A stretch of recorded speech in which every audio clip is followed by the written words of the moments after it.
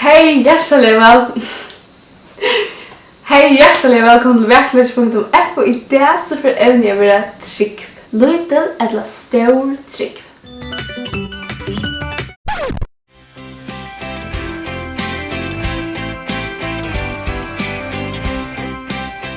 Hetta faktisk 20. ferie vi gjør et torsdagsvideo. Og nå får jeg lese ur evnen. Du leser ikke langt i Bibelen for at du rekker vi hva trúgvin er tøya. En syndere kan ikke være frelstur uten vi trúgv, Efesos 2:8-9. Av tørre grunn er det området å skilja hva dette året mestjer. Og jeg får lese vers i samband med trúgv, tog jeg nøyer det frelst vid trúgv, og ta ikke at ikke sjølvom til gava gods, ikke av verskål for at ånden skal rosa seg. Hva er trúgv?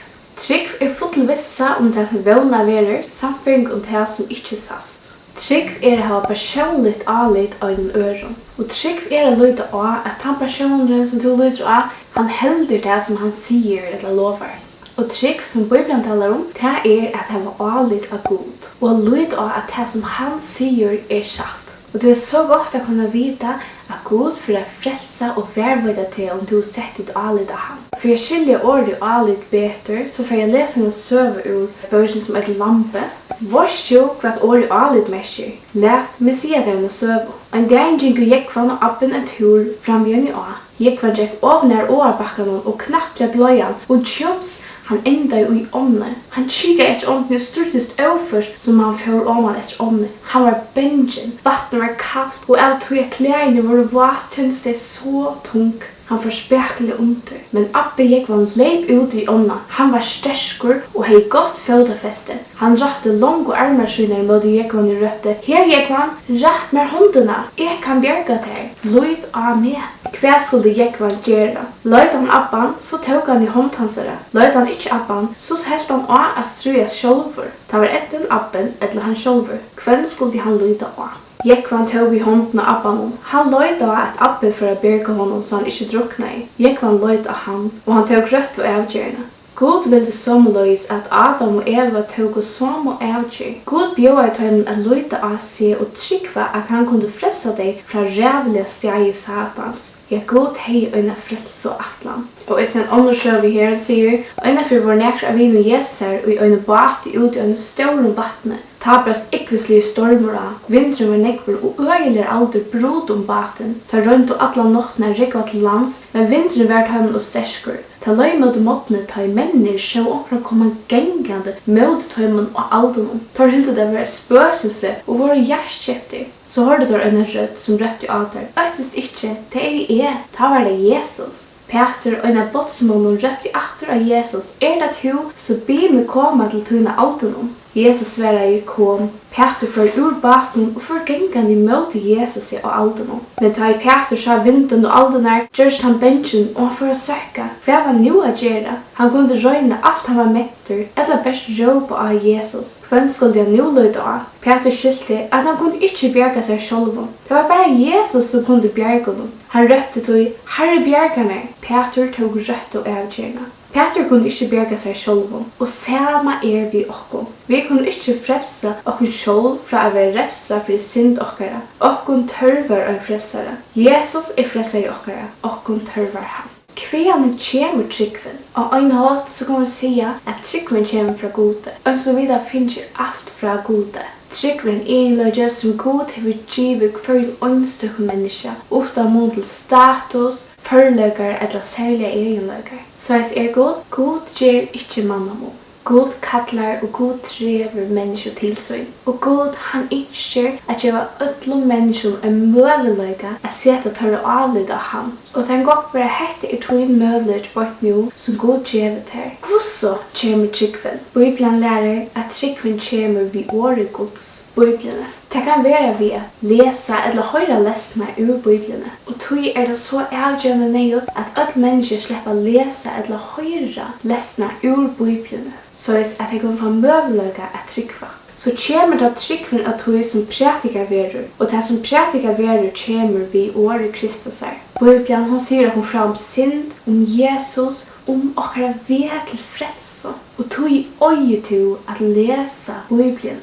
For de som hører og leser Bibelen og ikke er frelst, det kan virka tøymon til frelse. Og når du börjar lesa, så kan du bia til dømes God han en bok, verlig ordtøyt, og Jesus verlig såntøyt, og døy han for meg, så vis meg dette, ta I lese. Og God, han vil love at om onker innskjer at gjøre vilje hans her, så skal han komme og kjenne sannleggen. Og da vi leser Bibelen, så gjør vi vilje hans her, og God vil åpenbære oss sannleggen. Og for de som leser Bibelen og frelst, så vil Bibelen virke til rettløying, samføring og oppfostre de ui rettvise.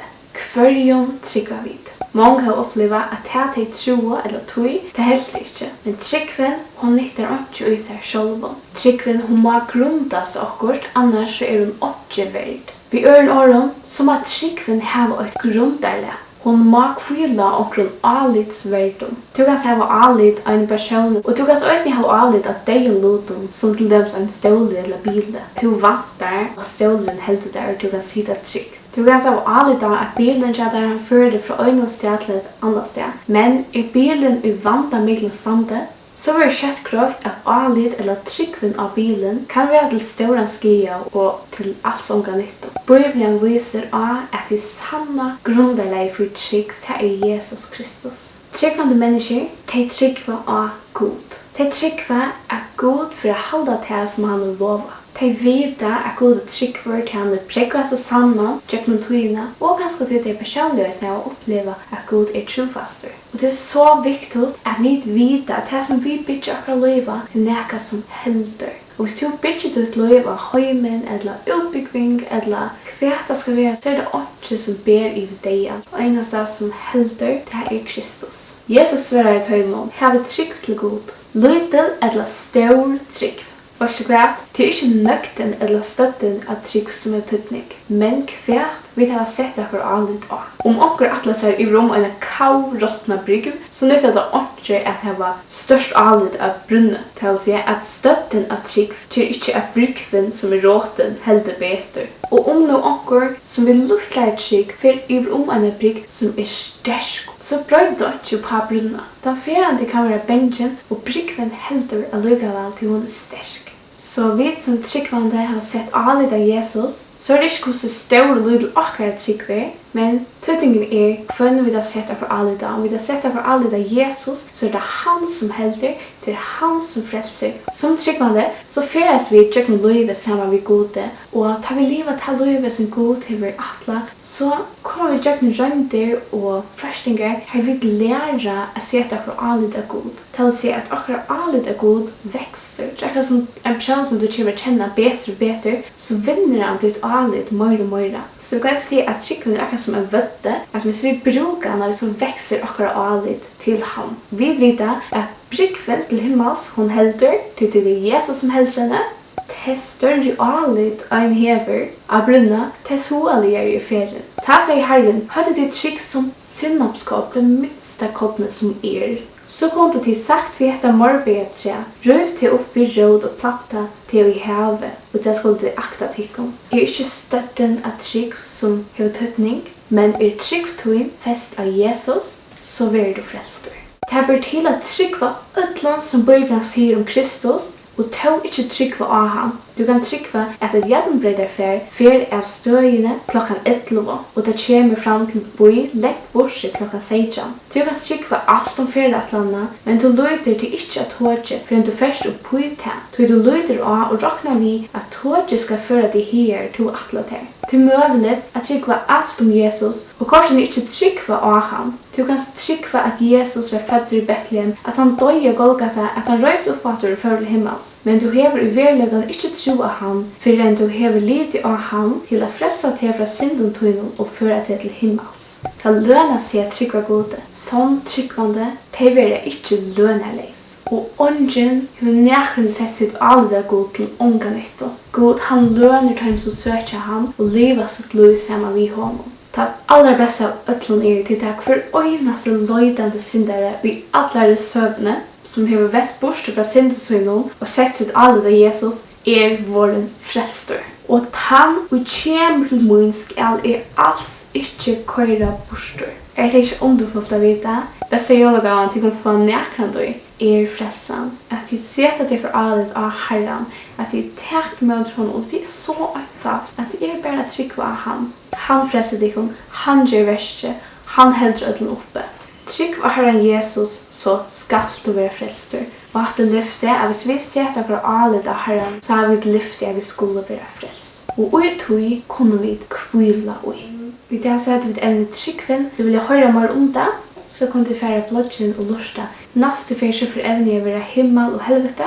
Och det är spurningar som alla människor spyrja sig. Tjökna löjve och särskilt mot ändan av löjven. Och kan sikna inte få att vidskiftene och i ordan arden vid komma så långt. Tack för det och i vanligt tid har vi en fantastiska vecka för framman. Och hebbanar av VAKURLEIKI.FO så är vi väl också aktiv som den närskaste julen. Och vi är suttjas långt och mycket den Herren signet till.